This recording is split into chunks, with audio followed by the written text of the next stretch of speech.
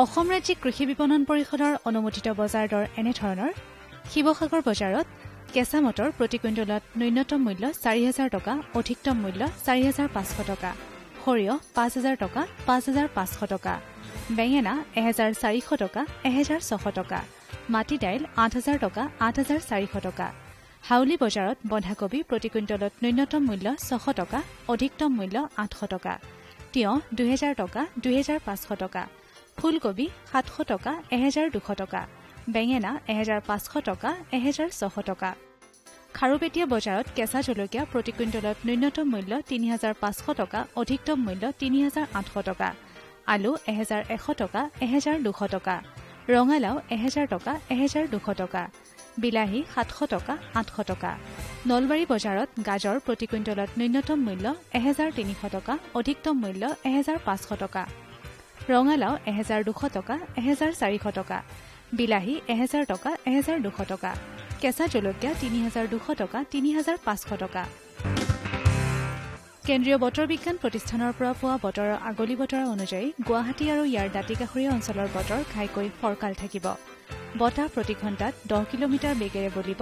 আপেক্ষিক আৰ্দ্ৰতা 44% ভিতৰত থাকিব।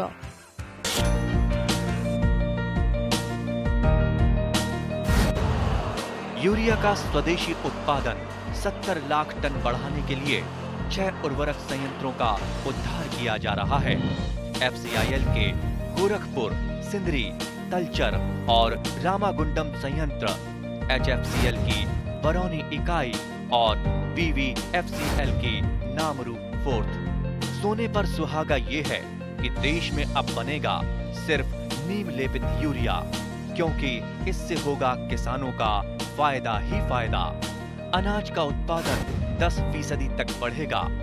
बढ़ेगी 10 से 15% नाइट्रोजन क्षमता।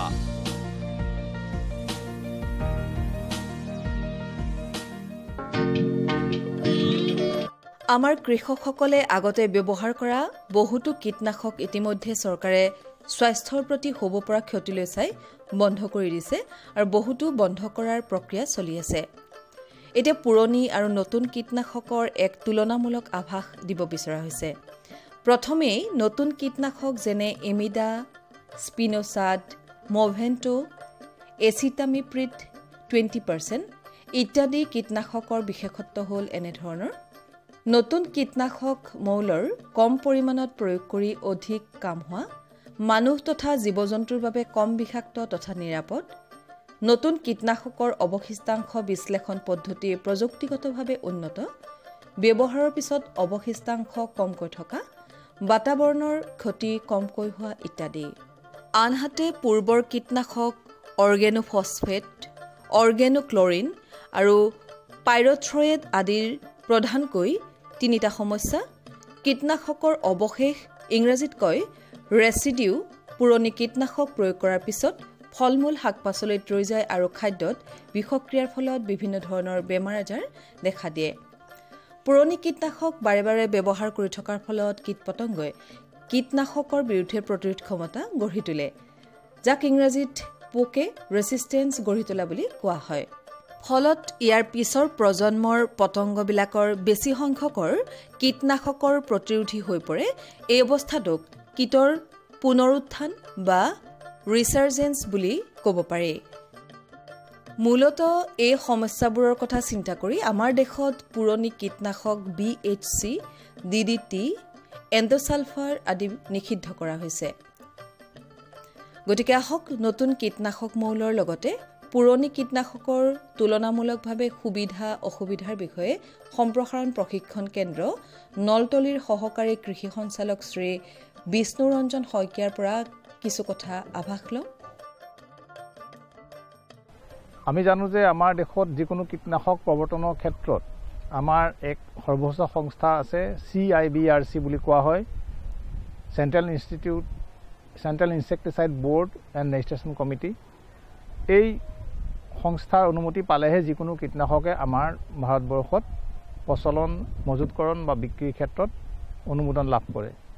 এতিয়া সময়ে সময়ে আমাৰ বিভিন্ন কীটনাশকৰ এক পৰ্যালোচনা এই সংস্থাটোৱে কৰি থাকে।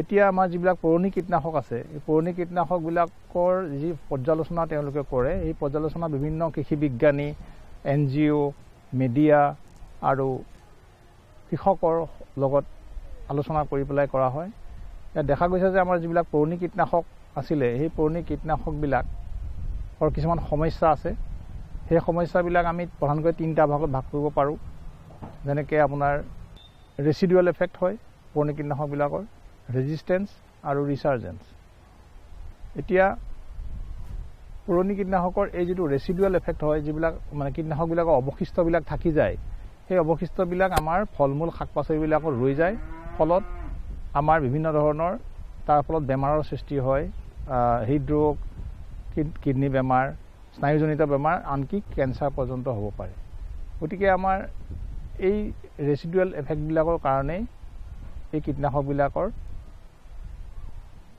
গুণাগুণটো বেয়া হিচাপে পৰ্যালোচনা কৰা হৈছে আৰু ইয়াৰ পিছত আৰু ৰেজিষ্টেন্সটো হ'ল এটা প্ৰতিৰোধ ক্ষমতা গঢ়ি তুলিছে কীটনাশকবিলাক কীটবিলাকে গতিকে এই ৰেজিষ্টেন্সটো ডেভেলপ হোৱাৰ ফলত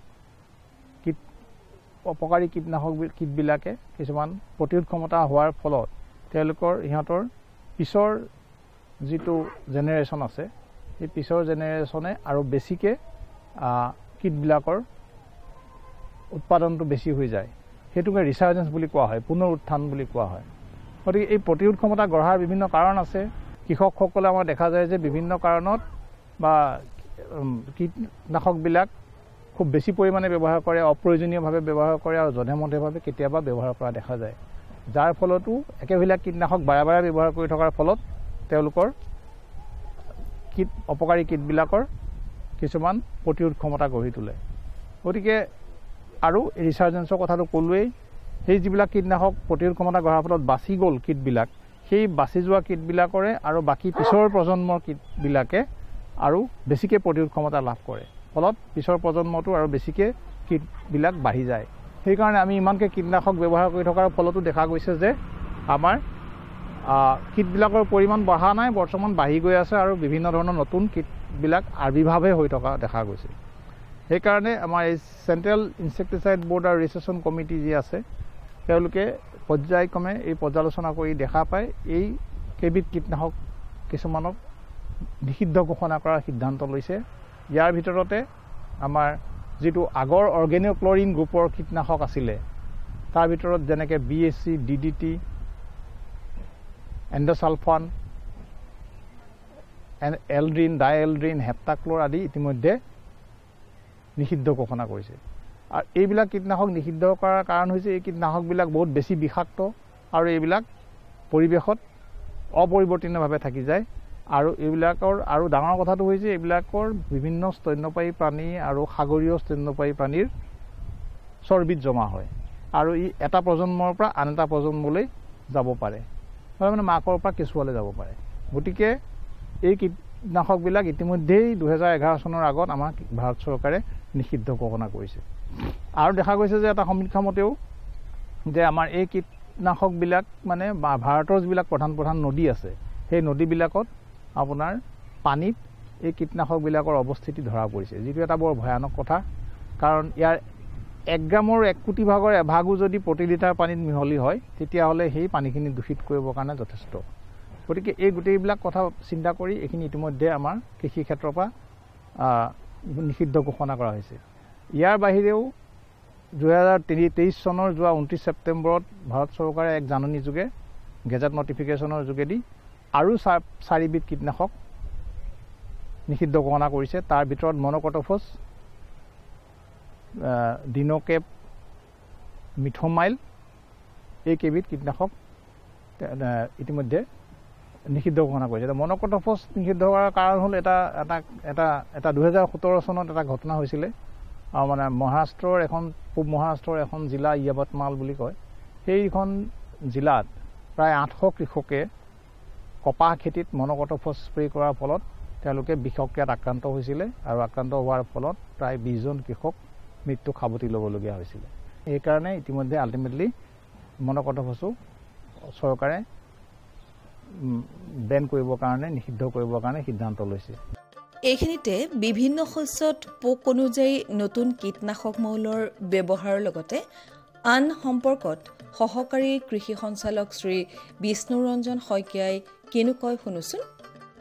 এতিয়া আমাৰ আহিবলগীয়া বড়ো খেতিৰ ক্ষেত্ৰত ধানৰ ক্ষেত্ৰত আমি দেখা পাওঁ আমাৰ বিভিন্ন ধৰণৰ মজা খোৱা পোক আৰু আমাৰ স্বাৰ্মিং কেটাৰপিলাৰ বা সৰু পোকৰ আক্ৰমণ দেখা পোৱা গৈছে। আমাৰ যিহেতু অসমখন এখন বান আক্ৰান্ত অঞ্চল, বান আক্ৰান্ত অঞ্চলত যথেষ্ট সৰু পোকৰ আক্ৰমণ দেখা যায়। গতিকে এইবিলাকে ধানবিলাকৰ গোটেই থোক কাটি পেলাই কৃষকৰ যথেষ্ট অনিষ্ট কৰে। গতিকে এই সৰু পোকৰ নিয়ন্ত্ৰণৰ ক্ষেত্ৰতো সৰু পোকৰ যাতে তাৰ হেৰিবিলাক পলু লেটাবিলাক তলত থাকিব নোৱাৰে তাৰ কাৰণে ভালকৈ হাল বাই দিব লাগে। আৰু যদি পিছত আমাৰ দেখা পোৱা যায় তেতিয়াহ'লে আমাৰ এই যি ধানৰ এই সৰু পোকৰ নিয়ন্ত্ৰণৰ ক্ষেত্ৰত আমাৰ এই লেমডাচাইহেলোথ্ৰিন যিটো আছে ঔষধ, ই ভাল কাম কৰে। আৰু আমাৰ যিবিলাক ক্ল'ৰ'টেনিডিপল মই ক'লোঁ সেইটোৱে যথেষ্ট পৰিমাণে ভাল কাম কৰে। খালি এইটো এটা কথা চাব লাগিব যে প্ৰথম যিটো পলুৰ প্ৰথম ষ্টেজ, সেই ষ্টেজতে যাতে এইবিলাক স্প্ৰে কৰি পেলাই কণ্ট্ৰল কৰা হয়, নহ'লে পিছৰ পৰ্যায়লৈ গ'লে ইয়াৰ আক্ৰমণটো বেছি হৈ যায়। আৰু ধানৰ বাহিৰে মই কৈছোঁ যে মেইজৰ কথাটো ক'লোঁ, মাকৈ ক্ষেত্ৰত যিটো আমাৰ দেখা পোৱা গ'ল এই ফল আৰ্মিৱৰ্মটো, এই ফল আৰ্মিৱৰ্মে যথেষ্ট ক্ষতি কৰে। ফল আৰ্মিৱৰ্মৰ যিটো লাৰ্ভাটো, যিটো পলুটো, তাৰ কেইবাটাও ষ্টেজ আছে, যেনে আমাৰ মুঠ খলাই বুলি কয়। সেই ফাৰ্ষ্ট বা ছেকেণ্ড ষ্টেজতেই তাক নিয়ন্ত্ৰণ কৰিব লাগিব। তাৰ কাৰণেও এই ক্ল'ৰ'টেনিডিপলৰ আৰু লেমডাচাইহেলোথ্ৰিনৰ এটা কম্বিনেশ্যন ঔষধ আছে। গতিকে এইটো ভালকৈ আমি খুব কম পৰিমাণে ব্যৱহাৰ কৰিলেও হ'ব। এইটো ব্যৱহাৰ কৰাৰ ফলত ভাল তাৰ ৰিজাল্ট দেখা পোৱা গৈছে। কিন্তু এইটো আমি ফাৰ্ষ্ট বা ছেকেণ্ড ষ্টেজতে আকৌ চাব লাগিব। যদি পিছৰ ষ্টেজলৈ গুচি যায়, মেইজৰ যিটো ফলটোলৈ গুচি গ'লে আৰু এতিয়া ইয়াক কণ্ট্ৰল কৰাটো অসুবিধা হয়। আৰু এটা আমাৰ মূল খেতি হ'ল মৰাপাট। মৰাপাটৰ ক্ষেত্ৰত আমি দেখা পাইছোঁ এইকাৰণে মৰাপাটত হেয়াৰি কেটাৰপিলাৰটো কণ্ট্ৰল কৰিবৰ কাৰণে, যিহেতু শুং থাকে তাত, তাক যিকোনো ঔষধে মাৰিবলৈ বেয়া। সেইকাৰণে এই যিবিলাক লেমডাচাইহেলোথ্ৰিন আৰু ক্ল'ৰ'টেনিডিপল, এই দুটাই কোৰাজেন বুলিও পায় কিনিবৰ কাৰণে, সেইটোৱে এটা ভাল কাম কৰা দেখা পোৱা গৈছে। বৰ্তমান গোটেই বিশ্বতে বেছিকৈ ব্যৱহাৰ কৰা কীটনাশক নতুন মৌলবিধ হ'ল নিঅ'নিকটিনইড। গতিকে আহক নতুন কীটনাশক মৌলৰ বিষয়ে কিছু কথা সম্প্ৰসাৰণ প্ৰশিক্ষণ কেন্দ্ৰ চমুকৈ ETC নলতলীৰ সহকাৰী কৃষি সঞ্চালক শ্ৰী নীলমণি মেধিয়ে কি কয় শুনো। যিখিনি আগতে পেষ্টিচাইড ইউজ কৰিছিলোঁ, আমাৰ কৃষকসকলে ইউজ কৰি আছিল, সেইবিলাক মেইনলি আমাৰ বৰ্তমান মহামান্য হাইকোৰ্টৰ আদেশ মৰ্মে বহুত পেষ্টিচাইড বেণ্ড হৈ গ'ল। আৰু আগৰ যিখিনি পেষ্টিচাইড আছিল, বিশেষ কৰি আমাৰ অৰ্গেনোকাৰ্বন, অৰ্গেনোফছফেটছ, কাৰ্বামেটছ বা চিন্থেটিক পাইৰথ্ৰেটছ, এইবিলাক বহুত আগৰ পৰা ব্যৱহাৰ কৰাৰ ফলত ইয়াৰ বিভিন্ন ছাইড এফেক্ট আৰু কিছুমান পোক পৰুৱা নিয়ন্ত্ৰণত সিহঁতে নিজকে ৰেজিষ্টেণ্ট ডেভেলপ কৰিছে। এই ৰেজিষ্টেণ্ট ডেভেলপ কৰাৰ কাৰণে আমাৰ পোক পৰুৱা নিয়ন্ত্ৰণ বা বেমাৰ আজাৰ নিয়ন্ত্ৰণত অসুবিধাৰ সৃষ্টি হৈছে। তাৰোপৰি মহামান্য আদালতৰ নিৰ্দেশ মৰ্মে আৰু আমাৰ অসম চৰকাৰৰ আৰু ভাৰত চৰকাৰৰ বিভিন্ন অৰ্ডাৰ মৰ্মে এই বহুত আমাৰ কীটনাশক আৰু বীজাণুনাশক ঔষধ বা ভেঁকুৰনাশক ঔষধ বৰ্তমান আমাৰ বন্ধ হৈ গৈছে বা বেন কৰিছে, আৰু বন্ধ বা বেন কৰাৰ এতিয়া লাইনত আছে। গতিকে ইয়াৰ পৰিপ্ৰেক্ষিতত আমাৰ কৃষক সমাজে যাতে কোনো অসুবিধা নোপোৱাকৈ তেখেতসকলৰ খেতিখিনি ভালকৈ কৰিব পাৰে আৰু সিহঁতৰ উৎপাদনত যাতে অসুবিধা নাপায় তাৰ প্ৰতি লক্ষ্য ৰাখি বিভিন্ন নতুন মূল্য আমাৰ নতুনকৈ দিবৰ কাৰণে থিৰাং কৰিছে।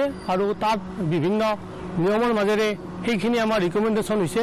তাৰে ভিতৰত আমাৰ প্ৰথম যিখিনি নিউ মৌল আছে বা নতুন মৌল পেষ্টিচাইড মৌল আছে, সেইটো আমাৰ নিঅ'নিকটিনইডছ বুলি আমাৰ বিভিন্ন মেডিচিন পোৱা যায়। এই মেডিচিনবিলাকৰ ভিতৰত ইমিডাক্লোপ্ৰিড, এচিটামিপ্ৰিড, থাইঅক্ল'প্ৰিড আদি বৰ্তমান আমাৰ কৃষক সমাজে ইউজ কৰি আছে আৰু তেখেতসকলে যেতিয়া ইয়াত খেতি পথাৰত ব্যৱহাৰ কৰি আছে সেই কৰাৰ সময়ত আমাৰ কৃষকসকলে যেতিয়া ব্যৱহাৰ কৰে তেতিয়া আমি তেখেতসকলক বা বিশেষকৈ আমাৰ যিখিনি ইনপুট ডিলাৰ তেখেতসকলক কোন পৰিৱেশত বা কেতিয়া এই মেডিচিনবিলাকৰ ফিল্ডত বেছি কামত আহিব সেইবিলাকৰ ওপৰত আমি বিতংভাৱে বুজাই দি আছোঁ। বিশেষ কৰি এই আমাৰ যিখিনি নিঅ' নিকণ্ট্ৰ'লাৰ আছে ইহঁতে আমাৰ কি কৰে চেণ্ট্ৰেল নাৰ্ভাছ ছিষ্টেমত মানে নাৰ্ভ পয়জন হিচাপে কাম কৰে আৰু ইহঁতে খুব চিলেক্টিভ হয়। আমাৰ আগৰ যিখিনি পেষ্টিচাইড আছিল সেই পেষ্টিচাইডবিলাকে আমাৰ কোনো চিলেকশ্যন নকৰে, ব্ৰড স্পেক্ট্ৰাম হয় আৰু সিহঁতে খুব সোনকালে নকডাউন এফেক্ট আছে। সেই নকডাউন এফেক্টৰ কাৰণে আমাৰ যিখিনি দৰকাৰী পোক পৰুৱা বা আমাৰ প্ৰিডেটৰ আছিল শস্যৰ বন্ধু পোক পৰুৱা আছিল সেইখিনিকো মাৰি পেলাইছিল। বৰ্তমান যিটো আমি নিঅ' নিকণ্ট্ৰ'লাৰৰ কথা কৈছোঁ এই পেষ্টিচাইডবিলাকে আমাৰ বন্ধু পোকবিলাকক ৰক্ষা কৰি শত্ৰু পোক যিখিনি আমাৰ গছত বেছি ক্ষয় ক্ষতি কৰে সেইখিনিক চিলেক্টিভলি নিয়ন্ত্ৰণ কৰাৰ ব্যৱস্থা কৰা হৈছে। তাৰোপৰি লক্ষ্য কৰা গৈছে নিঅ' নিকণ্ট্ৰ'লাৰে আমাৰ এটা নতুন প্ৰব্লেম এটা হৈছে কি ইহঁতে কৰাৰ ভিতৰত আমাৰ মৌ মাখি জাতীয় যিবিলাক পলিনেটৰ আছে ইহঁতক নিঅ' নিকণ্ট্ৰ'বিলাকে মাৰে। গতিকে আমি যেতিয়া পথাৰত ইয়াক ব্যৱহাৰ কৰিম তেতিয়া য'ত আমাৰ পৰা সংযোগ লগা ক্ৰপ আছে যেনেকৈ সৰিয়হ বা জিকা বা তিয়হ এইবিলাকত আমি নিঅ' নিকণ্ট্ৰ'লাৰ ইউজ কৰাৰ কাৰণে বাধা দিছোঁ। বিশেষ কৰি কৃষকসকলে যাতে এই খবৰটো পায় তাৰ কাৰণে আমি এই ট্ৰেইনিঙৰ জৰিয়তে কৃষকসকলক সজাগতা কৰিবলৈ চেষ্টা কৰিছোঁ। ঠিক তেনেকৈ যিখিনি আমাৰ পেষ্টিচাইড ডিলাৰ আছে তেখেতসকলকো আমি বুজাবলৈ চেষ্টা কৰিছোঁ যাতে চিলেক্টিভ ঔষধ চিলেক্টিভলি ব্যৱহাৰ হয়। ইয়াৰ পিছত এইখিনিৰ পিছত আমাৰ নেক্সট জেনেৰেশ্যন যিটো পেষ্টিচাইড আমাৰ মাৰ্কেটত ওলাইছে এইটো হৈছে বেক্টেৰিয়েল ফাৰ্মেণ্টেশ্যন প্ৰডাক্ট। এইটো আমাৰ বেক্টেৰিয়াৰ পৰা আমাৰ চইলত থকা বেক্টেৰিয়াৰ পৰা এক্টিনোমাইচিটিছ বা এনেকুৱা ধৰণৰ যিখিনি বেক্টেৰিয়া আছে তাৰ পৰা চিন্থেচিছ কৰি ইয়াক উলিয়াইছে। মেইনলি ইয়াত আমি স্পিনোচেট আৰু মিলবিমাইচিন এই দুইবিধ আমাৰ এগ্ৰিকালচাৰত ব্যৱহাৰ কৰি থকা হৈছে। ইহঁতৰ জৰিয়তে আমি পথাৰত থকা যিকোনো পোক পৰুৱা আমি বন্ধু পোকক মানে ৰক্ষা কৰি আমি ব্যৱহাৰ কৰিব পৰা ব্যৱস্থাত আহি পৰিছে। এই নেক্সট জেনেৰেশ্যনৰ ইয়াৰ পিছত আমি এটা আৰু পেষ্টিচাইড ডেভেলপ হৈছে। সেই ডেভেলপ হৈছে বেনজইল ফিনাইল ইউৰিয়া। এই বেনজইল ফিনাইল ইউৰিয়াৰ এটা ভাল গুণ আছে কি ইহঁতে আমাৰ পোক পৰুৱা নিয়ন্ত্ৰণ কৰাৰ লগতে বন্ধু পোকৰ উপৰিও আমাৰ যিখিনি মৌ মাখি আছে সেই মৌ মাখিবিলাকক আমি অসুবিধা নোপোৱাকৈ বা মৌমাখিবিলাকৰ নমৰাকৈ আমি ইয়াক ব্যৱহাৰ কৰিলে আমি পোকৰ ক্ষেত্ৰত সুফল পাওঁ। গতিকে আমি ইয়াৰ আগতে আমি যিটো অসুবিধা আছিল নিঅ' নিকণ্ট্ৰ'লাৰৰ ক্ষেত্ৰত যে আমি জিকা তিয়হ বা সৰিয়হ এনেকুৱা পলিনেশ্যন হোৱা ক্ৰপবিলাকৰ ক্ষেত্ৰত আমি ব্যৱহাৰ কৰাত অসুবিধা আছিল কাৰণ ইহঁতৰ যদি আমি পৰা সংযোগ নহয় তেতিয়াহ'লে প্ৰডাকশ্যনটো বহুত পৰিমাণে কমি যাব। গতিকে আমি ইয়াৰ ক্ষেত্ৰত আমি এই ঔষধটো আমি ব্যৱহাৰ কৰাত সুবিধা আছে। আশা কৰা হৈছে নতুন কীটনাশক মৌলবোৰ বিশেষজ্ঞৰ পৰামৰ্শ লৈ ব্যৱহাৰ কৰিলে কৃষক ৰাইজ উপকৃত হোৱাৰ লগতে পৰিৱেশৰ অধিক ক্ষতি হোৱাত কিছু পৰিমাণে হ'লেও বাধা দিয়াত সহায় কৰা হ'ব। ৰাজ্যিক কৃষি বিভাগে কেন্দ্ৰীয় চৰকাৰৰ ৰাজসাহায্যত কেইবাখনো অভিলাষী আঁচনি ৰূপায়ণ কৰি আহিছে। এনেবোৰ আঁচনিৰে এখন অন্যতম হৈছে প্ৰধানমন্ত্ৰী কৃষক সন্মান নিধি বা চমুকৈ PM কিষাণ। 2019 বৰ্ষৰ 24 ফেব্ৰুৱাৰী তাৰিখে সমগ্ৰ দেশৰ লগতে অসমৰ কৃষকলৈ কেন্দ্ৰীয় চৰকাৰে 100% ৰাজসাহায্যৰে আগবঢ়োৱা এখন অভিলাষী আঁচনি আছিল প্ৰধানমন্ত্ৰীৰ কৃষক সন্মান নিধি চমুকৈ PM কিষাণ। ক্ষুদ্ৰ আৰু উপান্ত খেতিয়কসকলৰ বেংক একাউণ্টত পোনপটীয়া হস্তান্তৰ বা DBT যোগে বছৰি প্ৰদান কৰা 6,000 টকাই খেতিয়কসকলক কৃষি কামত সহায়ক হোৱাকৈ যথেষ্ট সহায়ক হয়। কামৰূপ জিলাৰ চাংচাৰী কৃষি চক্ৰত এই আঁচনিৰ উপৰিও আন কিছু আঁচনিৰ সুবিধাৰ জৰিয়তে উপকৃত হোৱা কিছুসংখ্যক খেতিয়কে প্ৰধানমন্ত্ৰী মোদী ডাঙৰীয়াৰ প্ৰতি কৃতজ্ঞতা প্ৰকাশ কৰি চাংচাৰী কৃষি চক্ৰৰ অন্তৰ্গত ধীৰেন কলিতাই PM কিষাণ আঁচনিৰ যোগেদি 4 মাহৰ মূৰে মূৰে পোৱা 2000 টকাৰ জৰিয়তে বহু উপকৃত হৈছে। মই PM কিষাণ পাইছোঁ, কিন্তু ৰাইজৰ সহযোগত নোপোৱা মানুহৰো মই কিছু মানুহক জনাইছোঁ। প্ৰধানমন্ত্ৰীৰ জৰিয়তে মই এই পইচা PM কিষাণৰ পইচাখিনি খেতিৰ জৰিয়তে মই কিছুমান কাম কৰিছোঁ। কিনো ৰবি শস্য হওক বা আলু খেতি হওক, যিকোনো